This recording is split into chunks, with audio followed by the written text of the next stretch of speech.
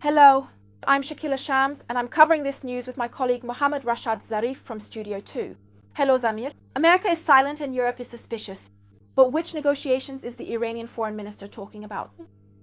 Mr. Abbas Araghchi, in a meeting he held yesterday, announced that talks, contacts and messages are ongoing through intermediaries between Iran, the United States and Europe. He even mentioned that since the 12-day war, these exchanges have been happening to this extent, and in previous days he had also talked about laying the groundwork for building trust between Tehran and Washington.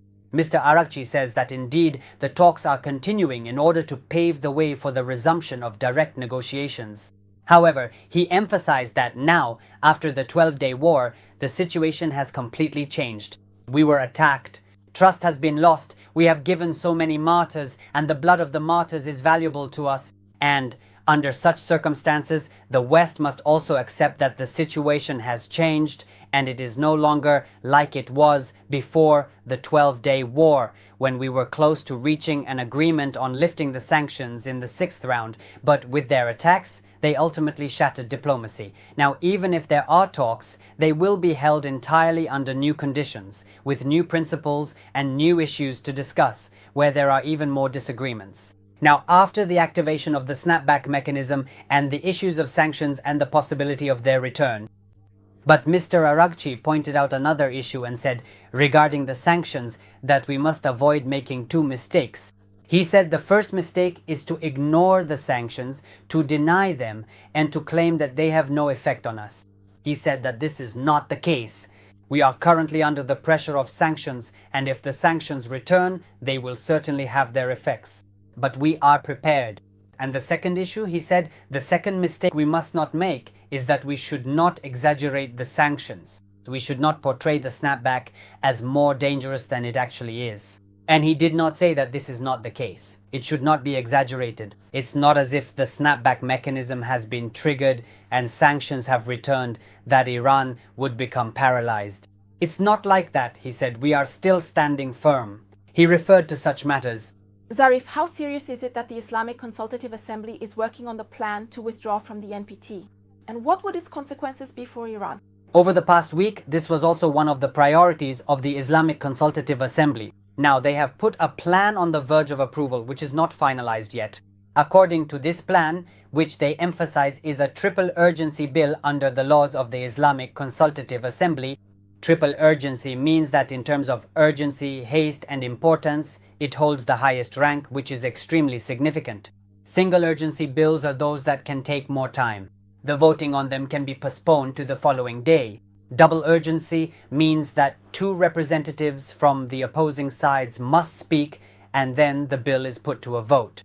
And triple urgency is the one that is discussed right there in the same parliamentary session. It is put to a vote, and then the Guardian Council, according to the laws of the Islamic Republic, gives its opinion.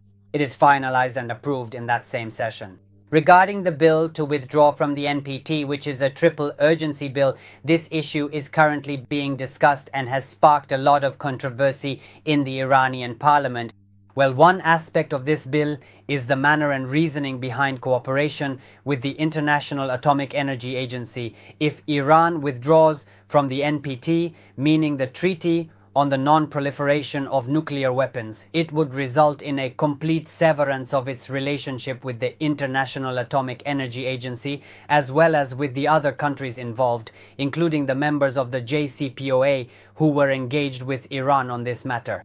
And now, it has even reached a point where one member of the Iranian parliament seriously said that Grossi should be punched in the mouth. We must stand up to Rafael Grossi, who is a spy. Instead of him, we are worried that even if the bill is passed, practical considerations will still stand in its way, and this has sparked disagreements. In any case, it's possible that today a serious statement on this matter will come out of the parliament. Zarif, have yesterday's talks in Tehran with the Atomic Agency resolved any of the ambiguities in the nuclear program? No, in fact, just like the talks in Istanbul, like the talks that were held in Norway between the parties, and even the previous discussion that took place right here in Vienna, Austria. These talks, which were held over 2 days on Friday and Saturday, took place between Iranian diplomats and staff or diplomats from the International Atomic Energy Agency.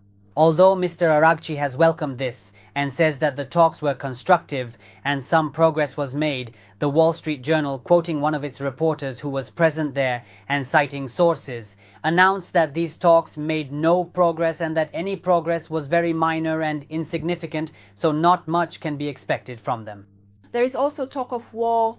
Why does the dark cloud of the possibility of war still hang over Iran? Since the roots and causes of the war have not yet been resolved, that's why the shadow of war still lingers after the 12-day war, and even nearly 3 months after it, it still hangs like a dark cloud over the Middle East, especially between Iran and Israel. Because the root causes of the issue are the enmity between Iran and Israel. The issue is Iran's nuclear program and the ambiguities that have arisen in that area, which have actually increased recently, especially in light of recent reports suggesting that there have been some movements and cleanups at Iran's nuclear facilities. And Iran's entire missile program, its support for groups in the region that it considers freedom-seeking and pro-liberation, all of these are reasons that still exist. Israel has also stated that their war is not over, and Iran too is always prepared for war. Both sides and their allies have significantly regrouped and reinforced themselves over the past 2 or 3 months. They have transferred equipment, they have prepared themselves, now they have strengthened their defense systems, they have advanced their intelligence systems. There was news about the strengthening of new missiles and new drones, and just yesterday, Mr. Amir Hatami, the Commander-in-Chief of the IRGC and the Commander-in-Chief of the Iranian Army, said that in order to prevent war, the primary principle is to be fully prepared for war, and he stated that we are ready for any war. Not only Mr. Hatami, but in the past 2.5 to 3 months, the majority of officials of the Islamic Republic, its parliament members, diplomats, and experts have said and emphasized this, and of course, they have also received green lights from their allies such as Russia and China.